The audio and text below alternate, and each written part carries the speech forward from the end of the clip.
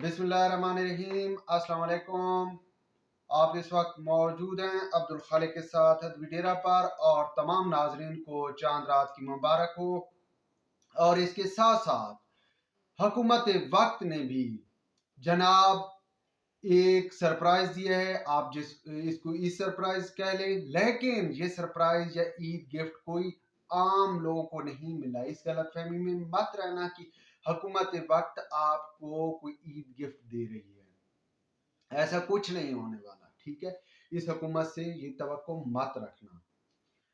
हाँ, ये है कि हुकूमत ने आप ने जो हुकूमत को मैंडेट दिया या पार्लियामान को जो ताकत दी, वो ताकत पार्लियामान ने कुछ ना कुछ और कहीं ना कहीं मनवाने का फैसला कर लिया।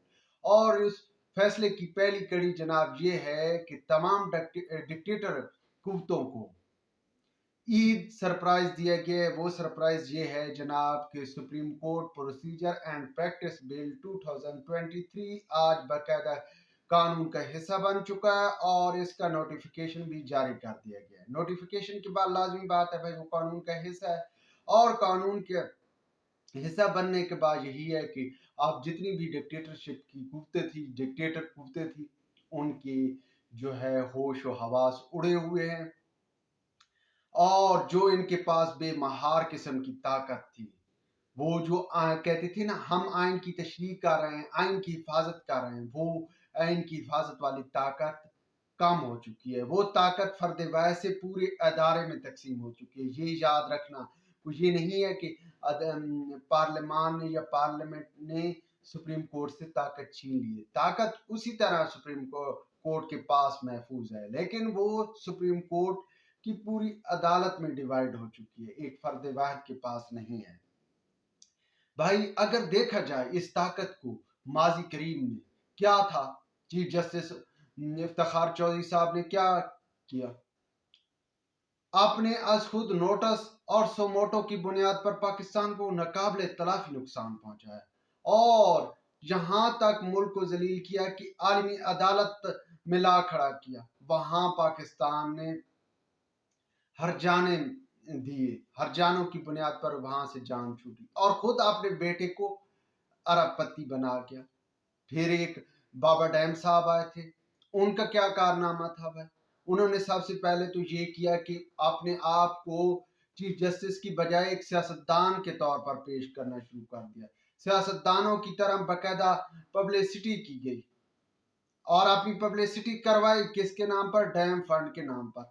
बाबा कहता है कि मैं डैम फंड की रखवाली करूंगा रिटायरमेंट के बाद, और अरबों रुपए लेकर ले उड़ा। कहां से 10-10 रुपए जो आपने हमने इकट्ठे दिए थे, वो कौमी खजाने में जमा नहीं हुए, बल्कि बाबा डैम फंड साथ ले गया।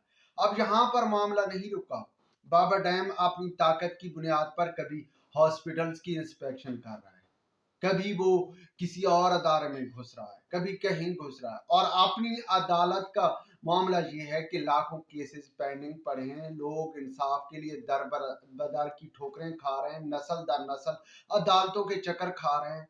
वहां किसी ने जो है ना बाबा डैम ने कोई गौर किया, ना उसके लिए कोई लाए अमल तय किया, और फिर अपनी इसी ताकत की बुनियाद पर दो अहम तरीन सियासतदानों को सियासत से बाहर कर दिया गया।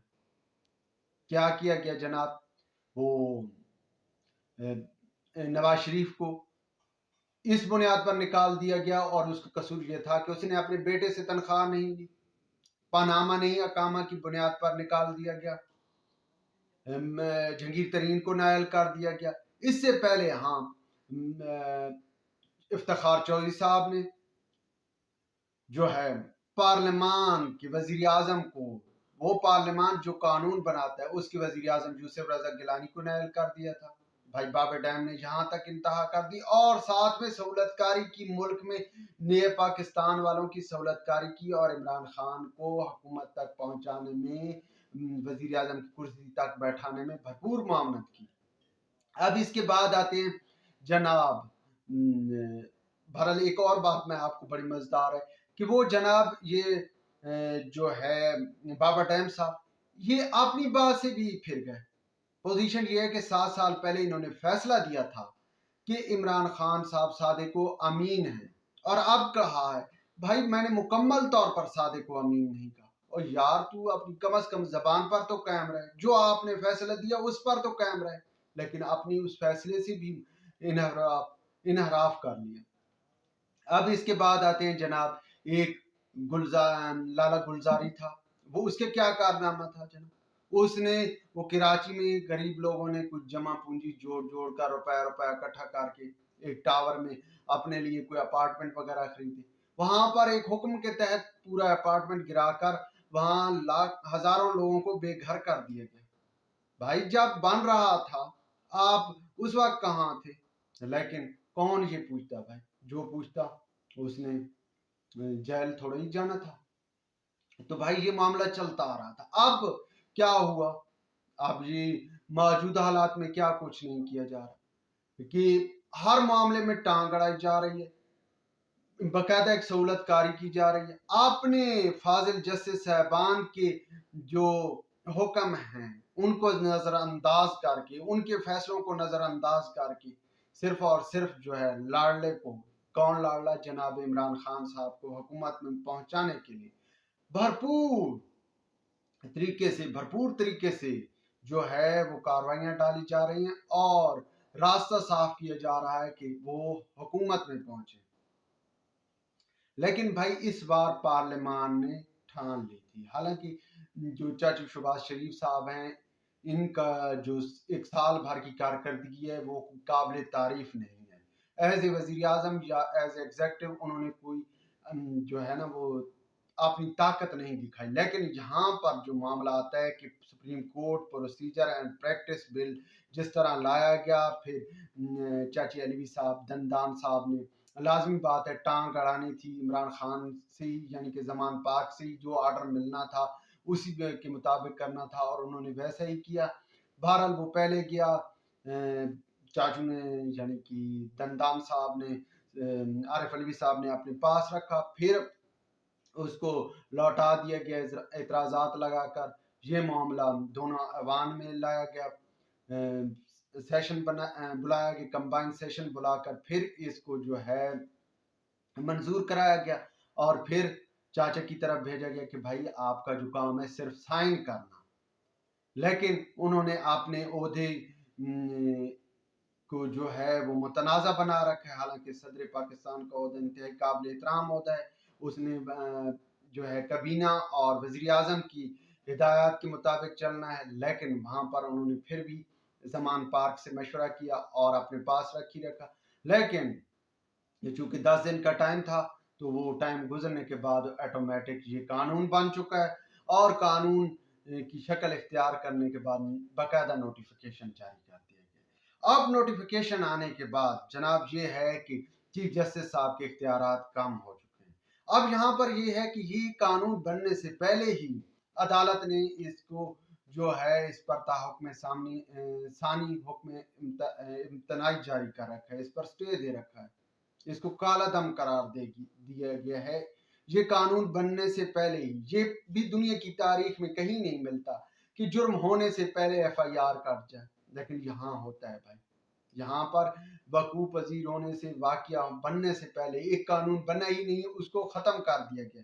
बहरहाल वो जो बेंच बना था उसके खिलाफ बाकायदा जो है वो सुप्रीम जुडिशल काउंसिल में रेफरेंस दायर हो चुका है और अब चूंकि उसमें भी यही है कि वो कानून बना नहीं है तो चीफ जस्टिस साहब ने उस पर कैसे सोमोटो ले लिया, और अगर वो कानून बन चुका था तो फिर चीफ जस्टिस साहब आज खुद नोटिस का इख्तियार भी खो चुके थे, क्योंकि वहां पर 3 सीनियर जजेस जिनमें चीफ जस्टिस साहब और 2 और सीनियर जस्टिस साहबान ने शामिल होना था वो बेंच को तश्कील देते।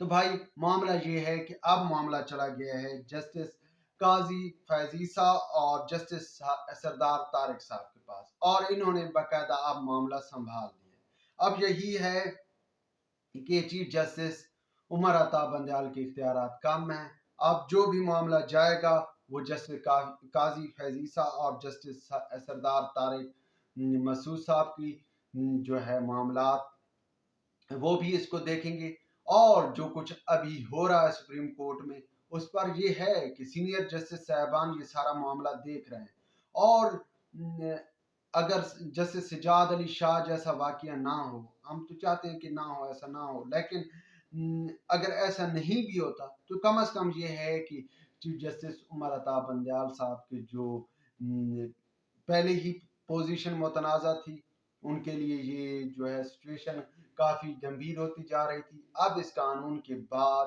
جو ہے اور ان کے لیے پوزیشن جو ہے وہ معاملہ چاروں طرف سے وہ ایک مسلسل گھر چکے ہیں، اور جو ایک سہولت کاری کا سسٹم تھا وہ بھی اب مشکل میں ہی پڑ جائے گا۔ ویورز، اب تک کے لیے اتنا ہی کافی۔ ویلاگ کے بارے میں اپنی رائے سے ضرور آگاہ کیجیے گا۔ خدا حافظ۔